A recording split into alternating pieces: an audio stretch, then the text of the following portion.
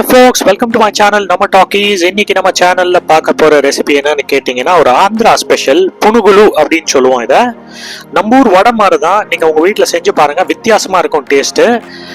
So dosa மாவு, அதாவது நம்ம வீட்டுல தோசை செய்யறதுக்காக மாவு ரெடி பண்ணியிருப்போம் இல்லையா, அந்த மாவு ஒரு 2 கரண்டி எடுத்துட்டு இருக்கேங்க.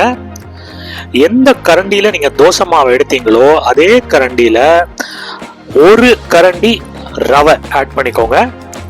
அதுக்கப்புறமா அதே கரண்டியில கொஞ்சம் கோதுமை மாவு எடுத்துக்கோங்க. அதுக்கப்புறமா அரிசி மாவு, எல்லாம் ஒரு கரண்டி, மாவு மட்டும் 2 கரண்டி கிட்ட எடுத்துக்கோங்க. சரிங்களா? அதுக்கப்புறமா கருவேப்பிலை கொஞ்சம் ஆட் பண்ணிக்கோங்க. பச்சை மிளகா, இஞ்சி நீங்க துருவி போட்டுக்கலாம் அதுல. சரிங்களா? சீரகம் ஆட் பண்றேன். இது நான் வெள்ளை வெங்காயம், நார்மல் வெங்காயமே நீங்க ஆட் பண்ணலாம். ஸோ வெங்காயம் சின்ன சின்னதாக கட் பண்ணி வச்சிருக்கிறது, அதையும் நான் இதில் ஆட் பண்ணிக்கிறேன். இப்போ கடைசியா உப்பு. இப்போ நம்ம சப்பாத்தி மாவு பிசைகிறோம் இல்லையா, அதே மாதிரி இதை நம்ம கையால நல்லா பிசைய போறோம்.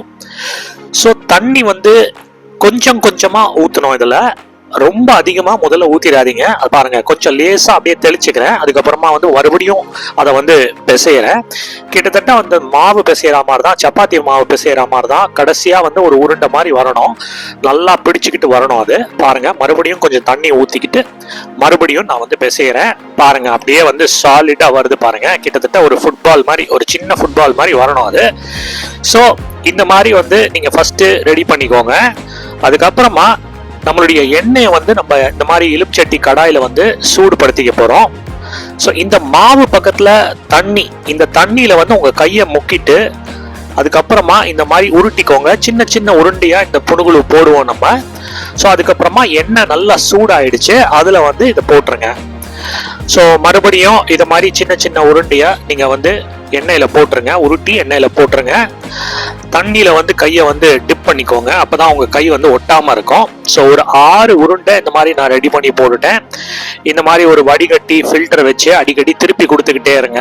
இது லேசா கலர் மாற ஆரம்பிக்கும். ஃபர்ஸ்ட் ஒயிட் கலரா இருந்த அந்த மாவு உருண்டை இப்ப லேசா எல்லோ கலரா மாறி அதுக்கப்புறமா கொஞ்ச நேரம் கழிச்சு கோல்டன் ப்ரௌனா மாறும். சரிங்களா? இத ரொம்ப ஹார்டா பிசையாதீங்க, கொஞ்சம் ஒரு மாதிரி சாஃப்டா இருக்கிறது நல்லது. இல்லைன்னா உங்களுக்கு அந்த புனுகுலு ஹார்ட் ஆயிடும். சரிங்களா? ஸோ அதனால கொஞ்சம் லேசா எக்ஸ்ட்ரா தண்ணி தெளிச்சுக்கணும்னா தெளிச்சுக்கோங்க. மாவு பிசையும் போது பாருங்க, ஃபென்டாஸ்டிக்கா கலர் வந்துருச்சு. இப்போ நம்ம இதை வெளியில எடுத்துடலாம். ஒரு ஃபென்டாஸ்டிக்கான ஒரு ஆந்திரா ஸ்பெஷல் புனுகுலு ரெடி ஆயிடுச்சு. நீங்களும் உங்க வீட்டில் செஞ்சு பாருங்க. தேங்க்ஸ் ஃபார் வாட்சிங் my channel. Do like and subscribe.